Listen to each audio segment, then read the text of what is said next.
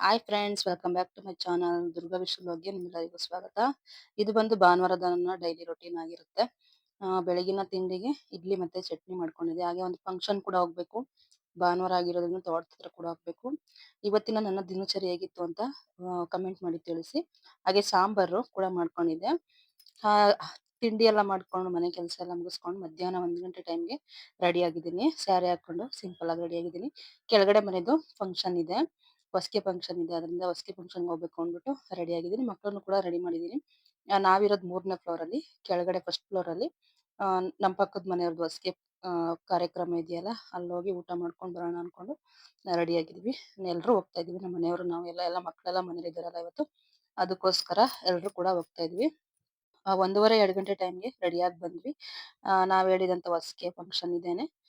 ಕೆಳಗಡೆ ಮನೆ ಹುಡುಗಿ 3 ಜನ, ಇಬ್ರು ಹೆಣ್ಮಕ್ಳಿದಾರೆ, ಒಂದ್ ಗಂಡ್ ಮಗು ಇದೆ. ನಮ್ಮ ಮನೆಯವ್ರಿಗೆ ಗೊತ್ತು, ಚೆನ್ನಾಗ್ ಪರಿಚಯ. ಹಾಗೆ ನಾವ್ ಈ ಬಿಲ್ಡಿಂಗ್ ಬಂದಾಗ್ಲೂ ಚೆನ್ನಾಗ್ ನಮಗೂ ಪರಿಚಯ ಆಗಿದ್ದಾರೆ. ಆದ್ರಿಂದ ಫಂಕ್ಷನ್ಗಳು ಕರೆದಾಗ ಹೋಗ್ಲೇಬೇಕು, ಹೋಗಲ್ಲ ಅನ್ನೋದಿಕ್ ಆಗಲ್ಲ.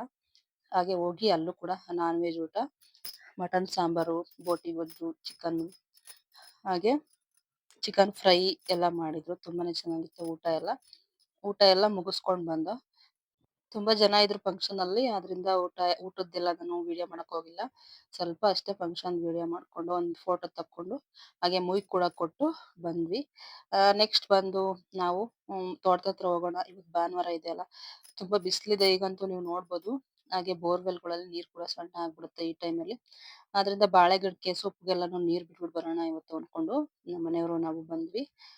ನಾನು ನೀರ್ ಬಿಡೋದಕ್ಕೆ ಹೋಗ್ತಾ ಇದ್ದೀನಿ. ಸೊಪ್ಪು ನಾನು ಹಾಕಿದಂತ ದಂಟಿನ ಸೊಪ್ಪು ನೋಡಿ ಚೆನ್ನಾಗ್ ಬಂದಿದೆ, ಆದ್ರೆ ನೀರ್ ಹಾಕಿಲ್ಲ, ಸ್ವಲ್ಪ ಬಾಡ್ತಾ ಇದೆ. ಅದರಿಂದ ಇವತ್ತೆಲ್ಲಕ್ಕೂ ಚೆನ್ನಾಗಿ ನೀರ್ ಕಟ್ಟಬೇಕು. ಹಾಗೇನೆ ಬಾಳೆ ಗಿಡಕ್ಕೆಲ್ಲ ನೀರ್ ಕಟ್ಟಬೇಕು. ಇದು ಉಳ್ಳಿ ಗಿಡ, ಹೂವ ಬಂದಿದೆ ಆಗ್ಲೇ, ಕಾಯಿ ಬಂದ್ಬಿಡುತ್ತೆ ಇನ್ನೊಂದ್ ವಾರ ಅಷ್ಟೇನೆ, ಕಾಯೆಲ್ಲ ಬಂದ್ಬಿಡುತ್ತೆ ಹುಳ್ಳಿಕಾಯಿ. ಈ ಬೇಸಿಗೆ ಟೈಮ್ ಬಂತು ಅಂದ್ರೆ ಏನಾದ್ರು ಸೊಪ್ಪು ತಿನ್ಬೇಕು ಜಾಸ್ತಿ ಅಂತ ಅನಿಸ್ತಿರುತ್ತೆ. ಆದ್ರಿಂದ ನಾನು ದಂಟಿನ ಸೊಪ್ಪು ಹಾಕೊಂಡಿದ್ದೀನಿ. ನೀರ್ ಕೂಡ ವಾಲ್ ಆನ್ ಮಾಡ್ಕೊಂಡು ನೀರ್ ಕೂಡ ಬಿಡ್ತಾ ಇದೀನಿ. ನೀರ್ ಪೈಪ್ ಹಾಕೊಂಡು ಬೇರೆ ಏನಾದ್ರು ಕೆಲಸ ಇದ್ರೆ ಮಾಡ್ಕೊತಾ ಇರ್ತೀನಿ ಅಷ್ಟ್ರಲ್ಲಿ. ನಾವು ಚಿಕ್ಕ ವಾಲ್ ಇಟ್ಕೊಂಡಿದೀವಿ, ಈ ಕೈ ತೋಟ ತರ ಮಾಡ್ಕೊಂಡಿದೀವಲ್ಲ, ಇದಕ್ಕೆ ಚಿಕ್ಕ ವಾಲ್ ಇಟ್ಕೊಂಡಿದೀವಿ. ಬೇಬಿ ಕಾರ್ನ್ಗೆ ದಪ್ಪದ ಪೈಪ್ ಅಲ್ಲಿ ಹೋಗ್ತಾ ಇರುತ್ತೆ ನೀರು, ಅಲ್ಲಿ ವಾಲ್ ಕಡಿಮೆ ಮಾಡ್ಕೊಂಡು ಇಲ್ಲಿ ಹಾಕೊಂಡಿದೀನಿ. ಹಾಗೆ ಒಂದೆರಡು ನೆಲ್ಲವರಿಕೆ ಕೂಡ ಬಿಟ್ಟಿದೆ. ಹಾಗೆ ನೀರ್ ಬಿಟ್ಕೊಂಡು, ಗಿಡಕ್ಕೆಲ್ಲ ನೀರ್ ಬಿಟ್ಕೊಂಡು ಕಾಕ್ಟವ ಕಲ್ಕಂಬರುವ ಎಲ್ಲಾನು ಕುಯ್ಕೊಂಡೆ. ಸ್ವಲ್ಪ ಸೊಪ್ಪೆಲ್ಲಾನು ಸಾಂಬಾರ್ಗೆ ಅಂದ್ಬಿಟ್ಟು ಕುಯ್ಕೊಂಡೆ. ಬರ್ಬೇಕಾದ್ರೆ ಬ್ಯಾಗ್ ತಂದ್ಬಿಡ್ತೀನಿ. ಬ್ಯಾಗಲ್ಲೆಲ್ಲ ಕುಯ್ಕೊಂಡು ಇಟ್ಕೊಂಡು ನಾವು ವಾಪಸ್ ಮನೆ ಹತ್ರ ಬಂದ್ವಿ ಮತ್ತೆ. ಹಾಗೆ ಒಂದ್ 2 ಅವರ್ ಅಷ್ಟೇ ಇದ್ದಿತ್ತು, 4 ಗಂಟೆ ಅಷ್ಟ್ರಲ್ಲಿ ಕರೆಂಟ್ ಹೋಗ್ಬಿಡುತ್ತೆ. ಅಷ್ಟು ಬೇಗ ನೀರ್ ಹಾಕ್ಬಿಟ್ಟು ಮನೆಗ್ ಬಂದ್ವಿ. ಇವತ್ ಭಾನುವಾರ ಬೇರೆ, ನಾನ್ ವೆಜ್ ಬೇರೆ. ಊಟ ಅಲ್ಲೇ ಮಾಡಿದ್ವಲ್ಲ, ಫಂಕ್ಷನ್ ಅಲ್ಲೇ ಊಟ ಮಾಡಿದ್ವಿ, ನಾನ್ ವೆಜ್ ಏನೋ ತಂದಿರ್ಲಿಲ್ಲ. ಹಾಗಾಗಿ ನಾನು ಬಜ್ಜಿ ಮೆಣಸಿನ್ಕಾಯಿಲಿ ಬಜ್ಜಿ ಮಾಡ್ತಾ ಇದ್ದೀನಿ. ತುಂಬಾ ದಿನ ನಮ್ಮನೇಲಿ ಮಾಡೋದೇ ಇಲ್ಲ ಜಾಸ್ತಿ ಬಜ್ಜಿನ. ಈ ನಡುವೆ ತಿನ್ಬೇಕು ಅಂತ ಅನಿಸ್ತು, ಅದರಿಂದ ಮಾಡ್ಕೊಳ್ಳೋಣ ಅನ್ಕೊಂಡು ಮಾಡ್ಕೊತಾ ಇದ್ದೀನಿ. ಹೊರಗಡೆ ಮಾಡ್ತಿರ್ತಾರಲ್ಲ, ಹಾಗಾಗಿ ನೋಡ್ತಿರ್ತೀವಲ್ಲ, ತಿನ್ಬೇಕು ಅಂತ ಅನಿಸ್ತಾ ಇರುತ್ತೆ. ನಾವು ಬರೀ ಬಜ್ಜಿ ಮಾಡ್ಕೊಳ್ಳಲ್ಲ, ಅದಕ್ಕೆ ಮಿರ್ಜಿ ಬಜ್ಜಿ ತರ ಈರುಳ್ಳಿ, ಕೊತ್ತಂಬರಿ ಸೊಪ್ಪು, ಕ್ಯಾರೆಟ್, ನಿಂಬೆಹಣ್ಣು ಎಲ್ಲ ಹಾಕೊಂಡು ತಿಂತೀವಿ. ಯಾವ ರೀತಿ ಮಾಡ್ತೀನಿ ಅಂತ ನೋಡಿ ನೀವು. ಮಿರ್ಚಿ ಬಜ್ಜಿ ಅಂಗಡಿಗಳಲ್ಲೂ ಮಾಡ್ಕೊಡ್ತಾರೆ ಈ ತರ ಮಿರ್ಚಿ ಬಜ್ಜಿನ. ಮಾಮೂಲಿ ಹಸಿಟ್ಟನ್ನ ಅದ್ಬಿಟ್ಟು ಎಣ್ಣೆಲಿ ಕರೆದು ತಿನ್ನೋದಕ್ಕಿಂತ ಈ ರೀತಿ ಮಾಡ್ಕೊಂಡು ತಿಂದ್ರೆ ತುಂಬಾನೇ ಚೆನ್ನಾಗಿರುತ್ತೆ. ಹಾಗೆ ಹಿಟ್ಟನ್ನ ತಗೊಂಡಿದೀನಿ ನಾನು, ಕಡಲೆ ಹಿಟ್ಟನ್ನ ತಗೊಂಡಿದ್ದೀನಿ. ಸ್ವಲ್ಪ ಬಜ್ಜಿಗೆ ಎಷ್ಟು ಬೇಕು ಅಷ್ಟು ಕಡಲೆ ಹಿಟ್ಟು, ತಿರ್ಗಾ chilli powder, red chilli powder, ಹಾಗೆ ಪುಡಿ ಉಪ್ಪು, ಸ್ವಲ್ಪ ಅಕ್ಕಿ ಹಿಟ್ಟು ಕೂಡ ಹಾಕೋತಾ ಇದ್ದೀನಿ. ಅಕ್ಕಿ ಹಿಟ್ಟು 1-2 ಚಮಚ ಹಾಕೊಂಡ್ರೆ ಕ್ರಿಸ್ಪಿಯಾಗಿ ತಿನ್ನೋದಿಕ್ಕೂ ಚೆನ್ನಾಗಿರುತ್ತೆ, ಮೆತ್ತಗಾಗೋದಿಲ್ಲ ಬಜ್ಜಿ. ಉಪ್ಪನ್ನ ನೋಡ್ಕೊಂಡು ಹಾಕೋಬೇಕು, ರುಚಿಗೆ ತಕ್ಕಷ್ಟು ಉಪ್ಪನ್ನ ಹಾಕೋತಾ ಇದ್ದೀನಿ. ಸ್ವಲ್ಪ ಹಾಕೊಂಡಿದ್ದೀನಿ, ನೆಕ್ಸ್ಟ್ ನೋಡ್ಕೊಂಡು ಹಾಕೋತೀನಿ ಹಿಟ್ಟನ್ನು ಕಲ್ಸ್ಕೊಂಡು. ಚಿಲ್ಲಿ ಪೌಡ್ರು ಅಷ್ಟೇನೆ, ಮೆಣಸಿನ್ಕಾಯಿ ಖಾರ ಇರುತ್ತೆ, ನೋಡ್ಕೊಂಡು ಹಾಕೋಬೇಕು. ಮನೇಲಿ ಮಕ್ಳಿದ್ರೆ ನೋಡ್ಕೊಂಡು ಹಾಕೋಬೇಕಾಗುತ್ತೆ. ಒಂದ್ ಚಿಟಿಕೆ ಸೋಡಾ ಹಾಕೊಂಡು ಜೀರಿಗೆ ಹಾಕೋತಾ ಇದ್ದೀನಿ.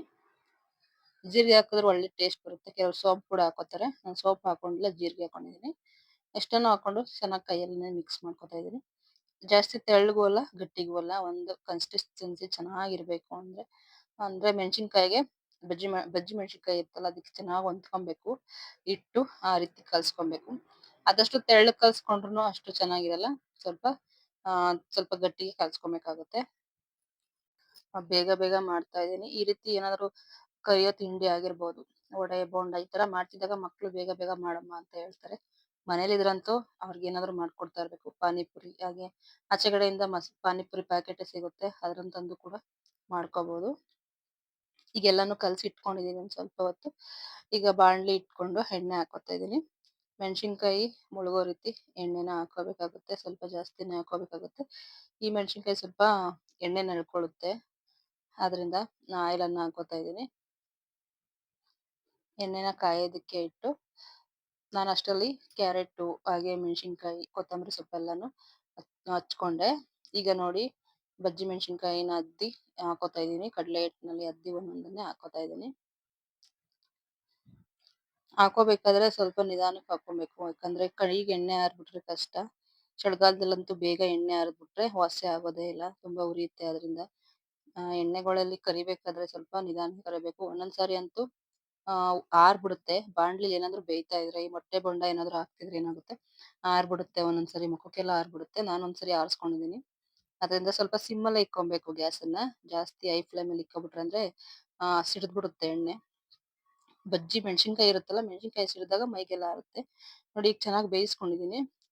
ಈ ಕೊತ್ತಂಬರಿ ಸೊಪ್ಪು, ಈರುಳ್ಳಿ, ಕ್ಯಾರೆಟ್ ಅನ್ನ ತುರಿದು ಕಟ್ ಮಾಡಿ ಇಟ್ಕೊಂಡಿದ್ದೀನಿ. ಈಗೆಲ್ಲ ಇದನ್ನ ಮಿಕ್ಸ್ ಮಾಡ್ಕೊಬೇಕು. ಈ ರೀತಿ ಚೆನ್ನಾಗಿ ಮಿಕ್ಸ್ ಮಾಡ್ಕೊಬೇಕು. ಆದಷ್ಟು ಸ್ವಲ್ಪ ಸಣ್ಣ ಕಟ್ ಮಾಡ್ಕೊಬೇಕು. ನಾನು ಸ್ವಲ್ಪ ದಪ್ಪದಾಗೆ ಹಾಕೊಂಡಿದೀನಿ. ಈ ತರ ಒಂದ್ಸರಿ ಮಾಡಿ ನೋಡಿ, ತುಂಬಾನೇ ಚೆನ್ನಾಗಿ ಬರುತ್ತೆ ಬಜ್ಜಿ. ಈಗ ನಾನೆಲ್ಲ ಎಣ್ಣೆಲಿ ಕರ್ದಿಟ್ಕೊಂಡಿದ್ದೀನಲ್ಲ ಈ ಬಜ್ಜಿನ, ಇದಕ್ಕೆ ಒಂದ್ ಚಾಕ್ ತಗೊಂಡು ಮಧ್ಯದಲ್ಲಿ ಕಟ್ ಮಾಡ್ಕೋಬೇಕಾಗುತ್ತೆ ಉದ್ದಕ್ಕೆ. ಮಧ್ಯದಲ್ಲಿ ಇದು ಕಟ್ ಮಾಡ್ಕೊಂಡು ಸ್ವಲ್ಪ ಗ್ಯಾಪ್ ಮಾಡ್ಕೊಂಡು ಇದಕ್ಕೆ ನಾವು ಕ್ಯಾರೆಟು, ಈರುಳ್ಳಿ, ಕೊತ್ತಂಬರಿ ಸೊಪ್ಪು ಏನ್ ಹಚ್ಚಿಟ್ಕೊಂಡಿದ್ವಲ್ಲ ಇದನ್ನೆಲ್ಲ ಹಾಕೋಬೇಕು. ಸ್ವಲ್ಪ ಜಾಸ್ತಿನೇ ಹಾಕೋಬೇಕಾಗುತ್ತೆ. ಇಷ್ಟ ಹಾಕೊಂಡಾದ್ಮೇಲೆ ಇದಕ್ಕೆ ನಿಂಬೆಹಣ್ಣು ಕೂಡ ಹಿಂಡ್ಕೋಬೇಕು. ನಿಂಬೆಹಣ್ಣು ಹಿಂಡ್ಕೊಂಡು ತಿಂದ್ರೆ ತುಂಬಾನೇ ಚೆನ್ನಾಗಿರುತ್ತೆ. ನಾನು ಒಂದೊಂದನ್ನೇ ಈ ರೀತಿ ರೆಡಿ ಮಾಡ್ಕೊಡ್ತಿರ್ತೀನಿ ನಮ್ಮ ಮನೆಯವ್ರಿಗೆ, ಮಕ್ಳಿಗೆಲ್ಲ ಪ್ಲೇಟ್ಗೆ ಹಾಕಿ ಅವರು ತಿಂತಾರೆ. ನೋಡಿ ಎಲ್ಲವನ್ನು ಇದೇ ರೀತಿ ಕಟ್ ಮಾಡಿ ಕೊತ್ತಂಬರಿ ಸೊಪ್ಪು, ಹಸಿಮೆಣಸಿನಕಾಯಿ ಎಲ್ಲವನ್ನು ಹಾಕೋತಾ ಇದೀನಿ.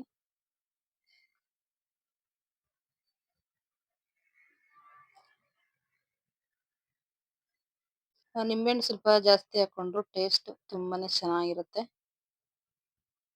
ನೋಡಿ ನನ್ ಮಗ ಆಗ್ಲೇ ಎತ್ಕೊಂಡು ತಿನ್ನೋದಕ್ಕೆ ಕೈ ಹಾಕ್ತಾ ಇದ್ದಾನೆ. ನನ್ ತಗಿ ಕೈ ಅಂತ ಹೇಳ್ತಾ ಇದ್ದೀನಿ. ಅವ್ನ್ ಎತ್ಕೊಂಡು ತಿನ್ನೋದಕ್ಕೆ ಬಂದಿದ್ದಾನೆ ಆಗ್ಲೇನೆ. ಉಳ್ದಿರೋಂತ ಈರುಳ್ಳಿನೆಲ್ಲ ಈ ರೀತಿ ಹಾಕೊಂಡು ಬಜ್ಜಿಗೆ ರೆಡಿ ಮಾಡ್ಕೊತಾ ಇದ್ದೀನಿ. ಮಾಮೂಲಿ ಆಲೂಗೆಡ್ಡೆ ಬೋಂಡನು ಅಷ್ಟೇನೆ. ಈ ತರ ಮಾಡ್ಕೊಟ್ರೆ ನಮ್ಗೆ ಇಷ್ಟ ಆಗೋದು ತಿನ್ನೋದಿಕ್ಕೂ ಕೂಡ. ಹಾಗೆ ಬಜ್ಜಿ ತಿನ್ಕೊಂಡು ಹಿಂದೆನೆ ಅಡ್ಗೆ ಮಾಡೋದಕ್ಕೆ ಸ್ಟಾರ್ಟ್ ಮಾಡ್ಕೊಂಡೆ. ಹಾಗೆ ಸಂಜೆ ಆಗಿತ್ತು, 6 ಗಂಟೆ ಟೈಮು. ಆ ಟೈಮಲ್ಲಿ ಟೀ ಮಾಡ್ಕೊಟ್ಟು ಅದ್ರ ಜೊತೆಗೆ ನಾನು ಸ್ವಲ್ಪ ನೆಲವರೆಕಾಯಿ ತಗೊಬಂದಿದ್ದೆ. ನೆಲವರೆಕಾಯಿ ಮತ್ತೆ ಅವರೆಕಾಯಿ ತಗೊಂಡಿದ್ದೆ ಅಂಗಡಿಲಿ.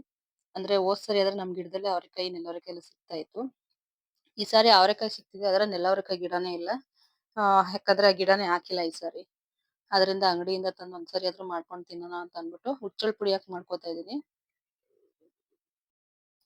ಮೊದ್ಲಿಗೆ ಈಗ ಕುಕ್ಕರಲ್ಲಿ ನೀರ್ ಇಟ್ಕೋಬೇಕಾಗುತ್ತೆ. ಕುಕ್ಕರಲ್ಲಿ ನೀರ್ ಇಟ್ಕೊಂಡ್ರು ಅಷ್ಟೇ ನಾನು ಅವರೆಕಾಳನ್ನೆಲ್ಲ ಕುಕ್ಕರಲ್ಲಿ ಯಾವತ್ತೂ ವಿಸಿಲ್ ಮಾಡಲ್ಲ. ನೆಲವರೆಕಾಯಿ ಕೂಡ ಅಷ್ಟೇನೆ.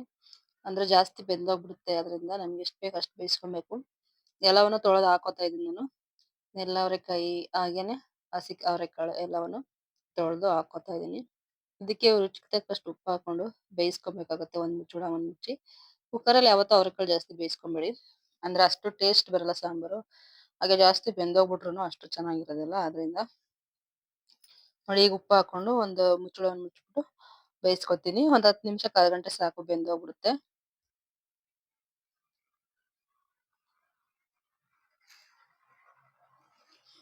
ಈಗ ನೋಡಿ ಚೆನ್ನಾಗಿ ಬೆಂದಿದೆ. ಕಾಳೆ ಮೆತ್ತಗಾಗಿರುತ್ತೆ. ಕೈಯಲ್ಲಿ ನೋಡ್ಬಿಟ್ಟು ಇದನ್ನ ನೆಕ್ಸ್ಟ್ ಒಗ್ಗರಣೆ ಹಾಕೋತಾ ಇದೀನಿ ನಾನು. ಬಾಣ್ಲಿ ಇಟ್ಕೊಂಡು ಈಗ ಈರುಳ್ಳಿ ಹಾಗೆ ಒಣಮೆಣಸಿನಕಾಯಿಯನ್ನ ಹಾಕೋತಾ ಇದೀನಿ. ಹುಚ್ಚಳ ಪುಡಿ ಹಾಕಿ ಮಾಡಿದ್ರೆ ತುಂಬಾನೇ ಚೆನ್ನಾಗಿರುತ್ತೆ. ಹುಚ್ಚಳು ಸಿಗೋದೇ ಕಷ್ಟ ಈ ಕಾಲದಲ್ಲಿ. ನೋಡಿ ತಗೋಬೇಕು. ಅಂಗಡಿಗಳಲ್ಲಿ ಒಂದೊಂದು ಅಂಗಡಿಲಿ ಸಿಗುತ್ತೆ. ಈರುಳ್ಳಿ ಎಲ್ಲ ಫ್ರೈ ಆದ್ಮೇಲೆ ನಾನು ಬೇಯಿಸಿಟ್ಕೊಂಡಿದ್ನಲ್ಲ, ಮೊದಲೇ ಉಪ್ಪಾಕಿ ಬೇಯಿಸಿಟ್ಕೊಂಡಿರುವಂತಹ ನೆಲವರೆಕಾಯಿ, ಇತ್ಲವರೆಕಾಯಿ, ಚಪ್ರದವರೆಕಾಯಿ ಅಂತಾರೆ ಇದನ್ನ. 3 ಹೆಸರಿನಿಂದ ಕೂಡ ಕರೀತಾರೆ.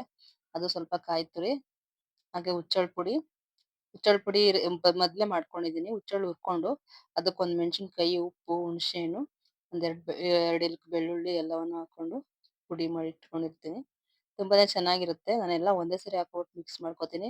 ಯಾಕಂದ್ರೆ ನೆಲವರೆಕಾಯಿ ಎಲ್ಲ ಕಲಸೋಗುತ್ತೆ. ಪದೇ ಪದೇ ಈ ರೀತಿ ಮಿಕ್ಸ್ ಮಾಡೋದ್ರಿಂದ ಒಂದೇ ಸರಿ ಈ ರೀತಿ ಮಿಕ್ಸ್ ಮಾಡ್ಬಿಟ್ಟು ಸಿಮ್ಮಲ್ಲಿ ಇಟ್ಬಿಟ್ಟು ಒಂದ್ ಮುಚ್ಚಳ ಮುಟ್ಬಿಟ್ಟು ಬಿಸಿ ಮಾಡ್ಕೊಂತೀನಿ ನಾನು. ಅದ್ರ ಜೊತೆಗೆ ಸಾಂಬಾರು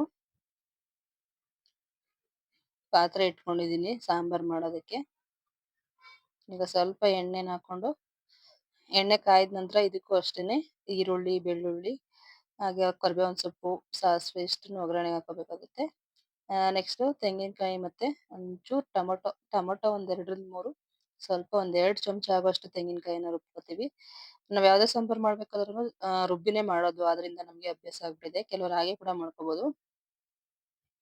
ಈಗ ಈರುಳ್ಳಿ ಎಲ್ಲ ಚೆನ್ನಾಗಿ ಫ್ರೈ ಆದ್ಮೇಲೆ ನಾನು ಮೊದ್ಲಾಗೆ ರುಬ್ಬಿಟ್ಕೊಂಡಿರೋ ಮಸಾಲೆ ಸೇರಿಸ್ಕೊಂಡು ಸಾಂಬಾರನ್ನ ಮಾಡ್ಕೋತೀನಿ. ಇದಕ್ಕೆ 1 ಚಮಚ ಖಾರದ ಪುಡಿನ ಹಾಕೋಬೇಕು. ಮನೇಲಿ ಮಾಡಿಸ್ಕೊಂಡಿರುವಂತ ಸಾಂಬಾರ್ ಪೌಡರ್ ಹಾಕೋಬೇಕು. ಹಾಗೆ ನಾವೇನು ಅವರೆಕಾಳು ಬೇಯಿಸಿರ್ತೀವಲ್ಲ ಆ ನೀರನ್ನು ಕೂಡ ಹಾಕೋಬೇಕು. ಸಾಂಬಾರ್ ಕೂಡ ರೆಡಿ ಆಗಿದೆ ನೋಡಿ. ಸಿಂಪಲ್ ಆಗಿ ಹಿತ್ಲವರೆಕಾಯಿ sambar ready. Thank you so much. Video ನೋಡಿದ್ದಕ್ಕೆ ಧನ್ಯವಾದಗಳು.